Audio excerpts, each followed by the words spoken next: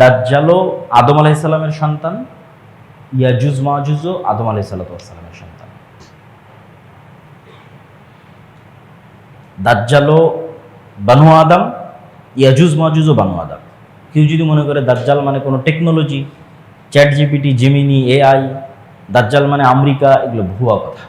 দাজ্জাল বানু আদম, মানুষ, আদমের সন্তান। আবার ইয়াজুজ মাজুজ বানু যদি কেউ ভিন্ন ভিন্ন অর্থ এবং বিকৃতি করে, এটা বিশুদ্ধ আকীদা না, আদমের সন্তান। Sea of Galilee, Lake of Tiberias, বহাইরা তাবারিয়া এবং নাখাল বাইসান, যেটা ইসরায়েলের একটা শহর, বাইত শিয়ান, এই শহরের খেজুরের বাগান, এবং আইনে জোগার বা স্প্রিং অফ জোয়ার, এই তিনটের মধ্যে দুইটার বর্ণনা বাইবেলে আছে। একটা সি অফ গ্যালিলি আর একটা হচ্ছে স্প্রিং অফ জোয়ার। বাইবেলে কি হিসেবে আছে? তাদের পবিত্র হিসেবে আছে, যে ঈসা আলাইহিস সালাম যত মোজেজা দেখাতেন সেগুলো সি অফ গ্যালিলির আশেপাশে দেখাতেন। এই জন্য ইউরোপ থেকে লক্ষ লক্ষ ভিজিটর এবং আমেরিকা থেকে এখানে আসে, দেখতে আসে। তো দাজ্জালের সাথে কথোপকথন এবং সাক্ষাতের বর্ণনা একটা হাদিসে, সহিহ হাদিস, সহিহ বুখারীর হাদিসে পাওয়া যায়।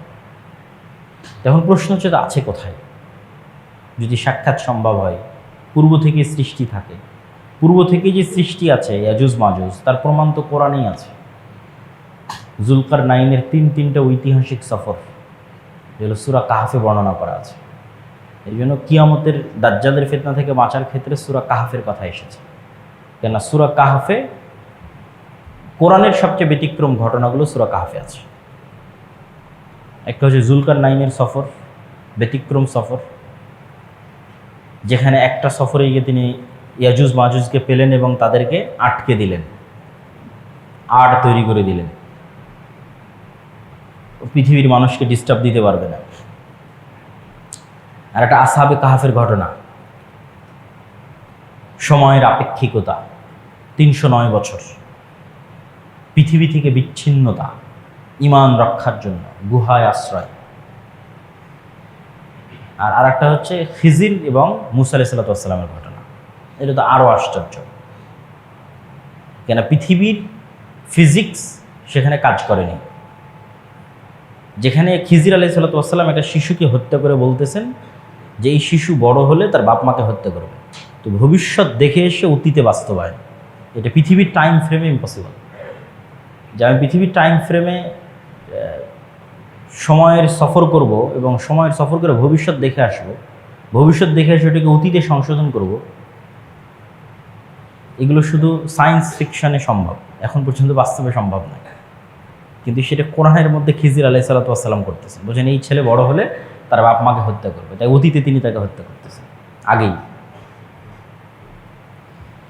তো খিজির আলাইহিস সালামের সাথে সাক্ষাতের ঘটনা এবং তাকে খুঁজে বের করার ঘটনা এবং তার আড়াল হয়ে যাওয়ার ঘটনা পুরোটাই রহস্যময়। এই জন্য খিজির আলাইহিস সালাম সম্পর্কে পরবর্তীতে তার হাদিসেও কোনো স্পষ্ট বিবরণ খুঁজে পাওয়া যায় না, যে তিনি কে, কই থেকে আসলেন, নবী কিনা, কই থাকেন, খুঁজে পাওয়া যায় না। কিন্তু অবশ্যই কিছু কোয়েশ্চেন মার্ক আছে। সেই কোয়েশ্চেন মার্কগুলো কি? স্বাভাবিক পৃথিবীর কেউ হলে আল্লাহ সুবহানাহু ওয়া তাআলা বলতেন অমুক গ্রামে যাও, অমুক শহরে যাও, আমার একটা বান্দা আছে, খুঁজে পাবা, মানুষজন তাকে চিনে। আল্লাহ বলছেন না, তুমি মাছ ভেজে নাও, এই মাছ যেখানে জীবিত হয়ে সমুদ্রের মধ্যে, সমুদ্রের ধার দিয়ে চলতে থাকো, সমুদ্রের মধ্যে যেখানে এই মাছ জীবিত হয়ে চলে যাবে ওখানে তুমি পাবা। তারপরে মুসা আলাইহিস সালাম ভুলে গেলেন, ইউশা বিন নুন ভুলে গেলেন। পরে মনে পড়লো, আরে মাছ তো নাই, মাছ তো বের হয়ে গেছে। কোথায় বের হয়ে গেছে? আবার সেখানে ফিরে চলো। সেখানে দেখছি একজন কম্বল, চাদর, মুড়ি দিয়ে শুয়ে আছে এবং তিনি আশ্চর্য হচ্ছেন যে এখানে কে সালাম দিচ্ছে। আশ্চর্য হচ্ছে যে জান্নাতের সালাম এখানে কে দেয়। কে তুমি? মুসা, নবী মুসা। তো বলে যে নবী মুসা। তারপরে তো লম্বা ঘটনা। তো এই জিনিসগুলো থেকে একটা কোয়েশ্চেন মার্ক আসে, সেটাই যে নিশ্চিত তা বলা সম্ভব নয়, কিন্তু এতটুকু বলা যায় যে আল্লাহ সুবহানাহু ওয়া তাআলা সকল কিছুর উপর ক্ষমতাবান। মানুষের জ্ঞানের এবং দৃষ্টির সীমাবদ্ধতা অনেক বেশি, যেটা আমরা ভিন্ন প্রাণীর সাথে যদি আমাদেরকে তুলনা করি তাহলে আমরা বুঝতে পারব যে এই ঘরের মধ্যে যদি একটা পাখি ছেড়ে দিই তাহলে জানালা সে খুঁজে পাবে না, কাঁচের সাথে বাড়ি খেতে থাকবে। তাহলে পাখির দৃষ্টির সীমা আর আমার দৃষ্টির সীমার মধ্যে আসমান জমিন পার্থক্য, অথচ একই পৃথিবীতে বসবাস করতেছি। আবার আমি আপনাকে যেভাবে দেখতেছি, কুকুর কিন্তু আমাকে সেভাবে দেখে না, আবার সাপ কিন্তু আমাদেরকে সেভাবে দেখে না। তার চিনার, তার শ্রবণ, তার দৃষ্টি ভিন্ন। পিঁপড়ার যে গন্ধ সংগ্রহের যে ক্ষমতা সেটা ভিন্ন। তো প্রত্যেকটা সৃষ্টিজীবের সাথে আর এক সৃষ্টিজীবের আসমান জমিন পার্থক্য। ফলত এক একজন এক এক ডাইমেনশনে থাকে, তারা আর একজন সম্পর্কে পরিপূর্ণ নলেজ অর্জন করতে পারে, এটা সম্ভব নয় যদিও একই পৃথিবীতে বসবাস করে। ঠিক ওই ধরনের কারণে এই পৃথিবী, এখানে ফেরেশতারাও আছে কিন্তু আমরা দেখতে পাচ্ছি না। এটাই তো ঈমান। এখানে জিনেরাও থাকতে পারে কিন্তু আমরা তাদের দেখতে পাচ্ছি না। কোরআন এবং হাদিসে তো এভাবেই বলা আছে। মানুষ এলিয়ন খুঁজতেছে, তো মানুষ বাদে আর এক সৃষ্টিজীবের কথা পৃথিবীতে আছে, বলাই তো আছে। বুদ্ধিমান সৃষ্টিজীব, একটা ফেরেশতা, একটা জীব, কোরআন এবং হাদিসেই বলা আছে। তাহলে ওইভাবেও যে আল্লাহ সুবহানাহু ওয়া তাআলা দাজ্জাল এবং ইয়াজুজ মাজুজকে রাখতে পারবেন না, এটা অসম্ভব নয়। যার মধ্যে রব হওয়ার যোগ্যতা নাই, সে ইবাদতের যোগ্য নয়। যত যুক্তিতর্ক পুরো কোরআনে আছে, তার এক বাক্যে সারমর্ম হচ্ছে, যার মধ্যে রব হওয়ার ক্ষমতা নাই সে ইবাদতের যোগ্য নয় বা ইলাহ হওয়ার যোগ্য নয়। এটাকে আল্লাহ দেখবেন বিভিন্ন অ্যাঙ্গেলে ফুটিয়ে তুলবে। আল্লাহ সুবহানাহু ওয়া তাআলা কোরআন মাজিদের মধ্যে জিজ্ঞেস করবে, তোমরা যাদের ইবাদত করো তাদেরকে বলো তো তারা একটি মাছি অথবা মশা সৃষ্টি করতে পারে কিনা? আল্লাহর প্রশ্ন। তাহলে প্রশ্নতে কি বোঝা যাচ্ছে? মশা এবং মাছি সৃষ্টি করার রবের ক্ষমতা। যার মধ্যে রবের ক্ষমতা নাই সে ইবাদতের যোগ্য নয়। আল্লাহ কোরআন মাজিদে জিজ্ঞেস করবে যে তোমরা যাদের ইবাদত করো তারা দেখতেও পায় না, শুনতেও পায় না, আর আল্লাহ সুবহানাহু ওয়া তাআলা শুনেন এবং দেখেন। তাহলে কি বোঝা যাচ্ছে? দেখতে পাওয়া এবং শুনতে পাওয়া রবের গুণ। তোমরা যাদের ইবাদত করো তারা মৃত, আর আল্লাহ হচ্ছে হাই কাইয়ুম, আল হাইয়ুল কাইয়ুম, চিরঞ্জীব, চিরস্থায়ী। তাহলে যে মরে যায়, যে চিরঞ্জীব নয়, সে রব হতে পারে না, আর যে রব নয় সে ইবাদতের যোগ্য হতে পারে না। আল্লাহ সুবহানাহু ওয়া তাআলা বলতে বলতে এতদূর পর্যন্ত বলবেন যে তোমরা যাদের ইবাদত করো আল্লাহ ব্যতীত, খেজুরের বিচির উপরে যে পাতলা আবরণ আছে, এই পাতলা আবরণেরও তারা মালিক নয়। তাদেরকে দাবি করতে বলো যে তারা বলুক যে আমরা এই পাতলা আবরণের মালিক। আল্লাহ সুবহানাহু ওয়া তাআলা বলছেন এটাও দরকার নাই দাবি করার। তাদেরকে এইটা দাবি করতে বলো যাদের তোমরা ইবাদত করো, যে ঠিক আছে তারা পৃথিবীর মশামাছি সৃষ্টি করতে পারবে না, তারা চিরঞ্জীব, চিরস্থায়ী নয়, তারা খেজুরের পাতলা আবরণের যে আছে ওই সমপরিমাণ তথা সরিষা সমপরিমাণও কোনো কিছুর মালিক নয়, বাদ দিলাম। এগুলো একটাও যেহেতু তারা করতে পারবে না, সব বাদ দিলাম। এতটুকু বলতে বলো যে আল্লাহ যখন আসমান এবং জমিন সৃষ্টি করেছিল তখন ওরা আল্লাহকে হেল্প করেছিল, ওরা আল্লাহর হেল্পার ছিল, আল্লাহ সহযোগী ছিল, এটা দাবি করো। এটাও তো কারো দাবি করার ক্ষমতা নেই যে আল্লাহ যখন আসমান এবং জমিন সৃষ্টি করেছে তখন আমি আল্লাহকে হেল্প করেছিলাম। সেটা মা কালী, মা দুর্গা হোক, সেটা শাহজালাল, শাহপরাণ হোক, সেটা ঈসা আলাইহিস সালাম হোক আর মারিয়াম আলাইহিস সালাম হোক, আল্লাহ বাদে মানুষ যাদের ইবাদত করে।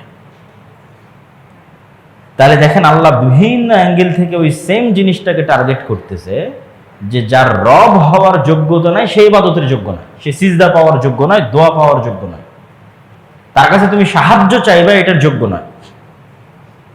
তাহলে ইবাদতের যোগ্য হতে হলে আগে রবের প্রমাণ দিতে হবে, যে আমি যে রব এর প্রমাণ দিতে হবে।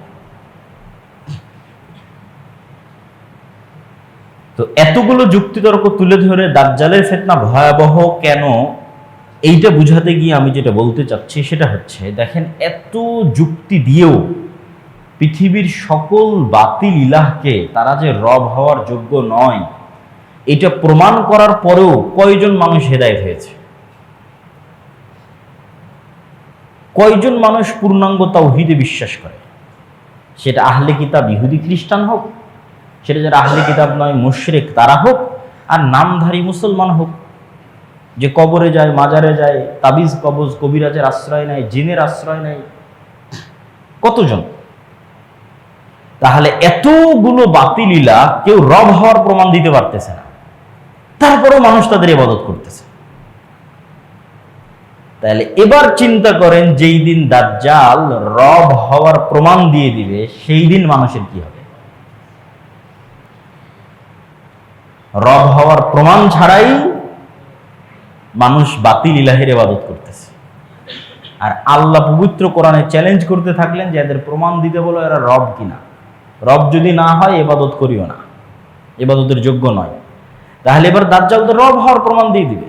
দাজ্জাল মৃতকে জীবিত করবে, আর আদেশে আসমান থেকে বৃষ্টি বর্ষণ হবে, জমিন থেকে ফসল উৎপাদন হবে, জান্নাত দেখাবে, জাহান্নাম দেখাবে, আপনার মৃত দাদা দাদিকে জীবিত অবস্থায় পেশ করে দিবে।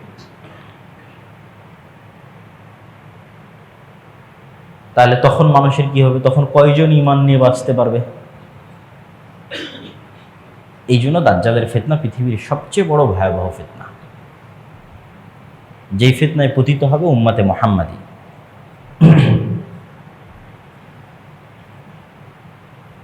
তো আমরা আমাদের আলোচনার বিষয়বস্তু নির্ধারণ করেছিলাম কিয়ামতের পূর্ব মুহূর্তের ফিতনা সমূহ। তো রাসূলুল্লাহ সাল্লাল্লাহু আলাইহি ওয়াসাল্লাম কিয়ামতের পূর্ব মুহূর্তে সংঘটিত হতে পারে এরকম ফিতনা সম্পর্কে সংক্ষেপে যা বলেছেন তার কিছু সারমর্ম আমরা আজকে আপনাদের সামনে তুলে ধরব। একটি হাদিসে রাসূল সাল্লাল্লাহু আলাইহি ওয়াসাল্লাম বলেন, উ'দুদ সিত্তাম বাইনি ওয়া বাইনা ইয়াদাই সাআহ, তোমরা 6টা জিনিস গণনা করে রাখো আমার এবং কিয়ামতের মধ্যে। তার মধ্যে 1 নাম্বার হচ্ছে মাউতি, আমার মৃত্যু। আগে অতীতে এক নবীর পর মানুষ আর এক নবীর অপেক্ষা করত, শেষ নবীর পর আর কোনো নবীর অপেক্ষা নাই। শেষ নবীর পর কিয়ামত হবে, একদিন পরেও হতে পারে, 1 বছর পরেও হতে পারে, 1000 1 লক্ষ বছর পরেও হতে পারে, কিন্তু বাক্য এটাই, শেষ নবীর পরেই কিয়ামত। এই বাক্যের মধ্যে কোনো গ্যাপ নাই। আগে এক নবীর পর আর এক নবী, তারপর আর এক নবী, তারপর আর এক নবী, শেষ নবীর পরে কিয়ামত। তাহলে কিয়ামতের সবচেয়ে বড় আলামত হচ্ছে শেষ নবীর আগমন। মুহাম্মদ সাল্লাল্লাহু আলাইহি ওয়াসাল্লামের প্রেরিত হওয়া কিয়ামতের সবচেয়ে বড় আলামত, যেটা ঘটে গেছে। রাসূল সাল্লাল্লাহু আলাইহি ওয়াসাল্লাম বললেন, ফাতহু বাইতুল মুকাদ্দাস, মসজিদ আকসা বিজয় হওয়া, মুসলমানেরা বিজয় করবে, যেটা ইতিমধ্যে 2 বার ঘটেছে। তারপর রাসূল সাল্লাল্লাহু আলাইহি, 3য়বারও ঘটতে পারে। তারপর রাসূল সাল্লাল্লাহু আলাইহি সাল্লাম বললেন, ভয়ঙ্কর ভয়াবহ মহামারী। অসংখ্য মহামারী পৃথিবীতে ইতিমধ্যেই ঘটেছে। এটার দ্বারা কোন মহামারীর উদ্দেশ্য আল্লাহ সুবহানাহু ওয়া তাআলা ভালো জানে। তবে মহামারীর ভাষা অনেক ভয়াবহ। বাক্যটা যে একটা মুরগির ফার্মে যখন মহামারী লাগে, তখন যখন সব মুরগি মরে যায়, বাঁচে কি বাঁচে না তার কোনো গ্যারেন্টি নাই। তো এইরকম ভয়াবহ মহামারী, যে পৃথিবীতে মানুষ দেখা যাচ্ছে 600 কোটি আছে, সবই শেষ হয়ে গেল, অল্প কিছু মানুষ বাঁচে। তারপর সাল্লাল্লাহু বললেন, এমন এক ফিতনা, যেই ফিতনা আরবের প্রত্যেক ঘরে প্রবেশ করবে, পৃথিবীর প্রত্যেক ঘরে নয়, শুধু আরবের প্রত্যেক ঘরে প্রবেশ করবে। এবং এটা যুদ্ধ বিগ্রহ, মারামারি, গণ্ডগোল এটাই হবে বলে আমাদের কাছে বেশি বিশুদ্ধ মনে হয়। যে এমন এক যুদ্ধ, এমন এক গৃহযুদ্ধ যেটাতে আরবের প্রত্যেকটা ঘর যুক্ত হয়ে যাবে, মুক্ত থাকতে পারবে না কেউ। এবং আর এক হাদিসে রাসূল সাল্লাল্লাহু আলাইহি ওয়াসাল্লাম বলেছেন, অচিরেই ফোরাত নদীর মধ্যে থেকে স্বর্ণের পাহাড় বের হবে, যেটা নিয়ে আরবে ভয়ঙ্কর যুদ্ধ তৈরি হবে, যেই যুদ্ধে পুরো আরব অংশগ্রহণ করবে। তো অনেক সময় এই হাদিসগুলো শুনলে মানুষের কাছে আশ্চর্য মনে হয়, কিন্তু আজ থেকে 200 বছর 300 বছর আগে যে মানুষ চলে গেছে, তাকেও যদি বলেন যে মরুভূমির নিচে এরকম তেল আছে আর সেই তেল দিয়ে এই করা সম্ভব, সেও বিশ্বাস করবে না। তো অসম্ভব বলে কিছু নাই, সবই সম্ভব। তারপর রাসূল সাল্লাল্লাহু আলাইহি ওয়াসাল্লাম বললেন, তোমাদের মধ্যে এবং রোমানদের মধ্যে একটি চুক্তি হবে, তোমাদের মধ্যে এবং রোমানদের মধ্যে একটি যুদ্ধ হবে, কিন্তু ওই যুদ্ধের পূর্বে রোমানদের সাথে মুসলমানদের চুক্তি হবে, এবং সেই চুক্তির ভিত্তিতে তারা তৃতীয় একটি পক্ষের বিরুদ্ধে যুদ্ধ করবে। ওই তৃতীয় পক্ষের বিরুদ্ধে যুদ্ধে মুসলমান এবং রোমানরা বিজয়ী হবে। তারপরে মুসলমান এবং রোমানরা আবার মুখোমুখি পরস্পরে যুদ্ধ করবে। রোমান বলতে খ্রিস্টান। তারা কারা? 500 বছর আগে যখন এই হাদিস মানুষ শুনেছে তখন সে একরকম চিন্তা করতে পারে, আর আজকে আমরা যখন এই হাদিস শুনছি তখন আমরা আর এক রকম চিন্তা করতে পারি। আরও 500 বছর পরে যখন কেউ হাদিস শুনবে তখন তারা চিন্তা করতে পারে আর এক রকম। কিন্তু এতটুকু নিশ্চিত যে খ্রিস্টান, এখন রাশিয়ার খ্রিস্টান, আমেরিকার খ্রিস্টান, ইউরোপের খ্রিস্টান আল্লাহ ভালো জানে, কিন্তু খ্রিস্টানদের সাথে মুসলমানদের একটা চুক্তি হয়ে তৃতীয় পক্ষের বিরুদ্ধে তারা লড়াই করবে। বিজয়ী হওয়ার পর আবার খ্রিস্টান এবং মুসলমানেরা মুখোমুখি লড়াই করবে। এবং এই লড়াইয়ের যে স্থান রাসূল সাল্লাল্লাহু আলাইহি ওয়াসাল্লাম উল্লেখ করেছেন তা হচ্ছে তুরস্ক এবং সিরিয়ার সীমান্তবর্তী অঞ্চল। আজকের যে সীমানা, সেই সীমানার আলোকে বলতেছে। আজকের সীমানার আলোকে তুরস্ক এবং সিরিয়ার সীমান্তবর্তী অঞ্চল। এবং যুদ্ধের যে ভয়াবহতার কথা রাসূল সাল্লাল্লাহু আলাইহি ওয়াসাল্লাম উল্লেখ করেছেন, এবং বাইবেলিক্যাল যে প্রফেসি আছে তথা বাইবেল এবং তাওরাতের যে বিকৃত অবস্থা, এই বিকৃত অবস্থার উপরও তাদের যে ভবিষ্যৎবাণীগুলো আছে, যেগুলো বাইবেলের প্রফেসি বলে, সেগুলোর সাথেও কিছু কিছু মিল আছে। যেমন এতটুকু কমন মিল সবার মধ্যেই আছে যে সবাই একজন মাসিহের অপেক্ষা করতেছে। সবার ধর্মগ্রন্থে একজন উদ্ধারকারী মাসিহ আছে। ইহুদিরাও একজন মাসিহের অপেক্ষমান, খ্রিস্টানেরাও একজন মাসিহের অপেক্ষমান, মুসলমানেরাও একজন মাসিহের অপেক্ষমান। মাসিহ শব্দের অর্থ হচ্ছে বিপদ থেকে উদ্ধারকারী। মাসিহাদ দাজ্জাল ও মাসিহ, ঈসা মাসিহ ও মাসিহ। কিন্তু মাসিহাদ দাজ্জাল হচ্ছে ধোঁকাবাজ, মিথ্যুক মাসিহ, প্রকৃত মাসিহ নয়। আর ঈসা মাসিহ হচ্ছে রিয়াল, সত্য, প্রকৃত মাসিহ। তো ইহুদিরা এখানেই গরমিল করে ফেলবে। তারা তাদের স্বভাবের শাস্তির কারণে, তাদের অতীতের পাপের কারণে তারা মিথ্যা মাসিহকেই মাসিহ বলে মেনে নেবে, বিপদ থেকে উদ্ধারকারী বলে মেনে নেবে। এবং আসলেই দাজ্জাল তাদেরকে বিপদ থেকে উদ্ধার করবে। আর খ্রিস্টানদের অধিকাংশ মুসলমান হয়ে যেতে পারে, এটার সম্ভাবনাই বেশি। তাদেরও কিছু কিছু দাজ্জালের অনুসারী হতে পারে, তবে বেশিরভাগ মুসলমান হয়ে যেতে পারে। তো মুসলমান এবং খ্রিস্টানদের মধ্যে থেকে হওয়া নতুন মুসলমান, মুসলমানেরা সত্য মাসিহের অনুসারী হবে, যিনি হবেন ঈসা মাসিহ। তবে ঈসা মাসিহ যখন আসবেন তখনও মুসলমানেরা বিপদে, তিনিও এসে মুসলমানদের বিপদ থেকে উদ্ধার করবেন। তাহলে ইহুদিদেরকে বিপদ থেকে উদ্ধার করবে দাজ্জাল, আর মুসলমানদেরকে বিপদ থেকে উদ্ধার করবে ঈসা আলাইহিস সালাতু ওয়াস সালাম। তাহলে সিনারি কেমন হবে? সিনারি হবে এরকম যে দাজ্জাল আসার পূর্বে ইহুদিরা থাকবে বিপদে। অনেকেই মনে করে যে না, এখন মুসলমানেরা যে বিপদ আছে এই বিপদই চলমান থাকবে এবং এইভাবেই সারা পৃথিবীর কন্ট্রোল আগেই দাজ্জাল নিয়ে নেবে, তারপরে দাজ্জাল বের হবে। কোরআন এবং হাদিসের ধারাবাহিকতা এটা বোঝা যায় না। হাদিসের ধারাবাহিকতায় বোঝা যায় যে দাজ্জাল আসার আগেই মুসলমানেরা সারা পৃথিবী বিজয় করে নেবে, মানে বেশিরভাগ। ওটা ওই হাদিসেই, এই যে হাদিসে খ্রিস্টানদের সাথে যুদ্ধ হচ্ছে, ভয়ঙ্কর ভয়াবহ যুদ্ধ, এই ভয়ঙ্কর ভয়াবহ যুদ্ধে তো মুসলমানেরা বিজয়ী হবে, তখনও তো দাজ্জাল আসেনি। এবং এটা এত ভয়াবহ যুদ্ধ যে খ্রিস্টানরা একত্রিত হয়েছে প্রায় 10 লক্ষ। তাহলে এই 10 লক্ষ খ্রিস্টান যখন পরাজিত হবে তখন সারা পৃথিবীতে খ্রিস্টানদের আর পাওয়ারফুল কোনো পাওয়ারই নাই, এখানেই তো শেষ হয়ে গেছে। সবচেয়ে বড় যুদ্ধ তো এখানেই হয়ে গেছে। তাহলে মুসলমানদের সামনে তার কোনো বাধাই নাই। মুসলমানরা একের পর এক দেশ বিজয় করবে, ইস্তাম্বুল বিজয় করবে, ইতালির রাজধানী রোম বিজয় করবে। এবং এই যুদ্ধের পূর্বেই হয়তো ভারত বিজয় করবে, মসজিদে আকসা বিজয় করবে, এরকম আরও কিছু হাদিসে ইঙ্গিত পাওয়া যায়। তার মধ্যে এগুলো যেগুলো বললাম এগুলো সহি, আর দুই একটা কিছু জয়ীফ হাদিসও আছে। তথা সারমর্ম হচ্ছে যখন ইহুদি এবং খ্রিস্টানেরা বিপদে তখন আসবে দাজ্জাল, যখন সারা পৃথিবীতে মুসলমানদের জয় জয়কার, যখন মসজিদে আকসা থেকে, ভারত থেকে, ইস্তাম্বুল থেকে, ইতালির রাজধানী রোম পর্যন্ত সব মুসলমানেরা বিজয় করে নিয়েছে, এবং যারা ইসলামের শত্রু তারা যখন বিপদে, তখন এবার দাজ্জাল বের হবে রাগান্বিত অবস্থায়। এবং দাজ্জাল যেহেতু এক্সট্রা অর্ডিনারি, অলৌকিক ক্ষমতা নিয়ে আসবে, ফলত মুসলমানদের আর কিচ্ছু করার থাকবে না। এত বিশাল বিজয় অর্জনের পরও মুসলমানেরা বেবাস, লাচার, অসহায় অবস্থার মধ্যে পড়ে যাবে। কেন? দাজ্জাল যেই সমস্ত এক্সট্রা অর্ডিনারি অলৌকিক ক্ষমতা নিয়ে এসেছে, সেগুলো মোকাবেলা করার মতো কোনো ক্ষমতা মুসলমানদের কাছে থাকবে না। এবং এই সময়ই যারা দাজ্জালের উপর ঈমান আনয়ন করবে না, তাদের উপর পৃথিবী এমন সংকীর্ণ এবং সংকুচিত করে দেওয়া হবে যে রাসূল সাল্লাল্লাহু আলাইহি ওয়াসাল্লাম বলছেন, শাম, সিরিয়ার মুসলমানদের খাবারের জন্য শুধু এরকম কাঠ বাকি থাকবে, এরকম কাঠ।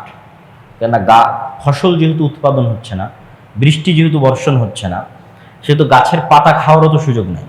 গাছই তো হয়নি, তো পাতা কই থেকে হবে?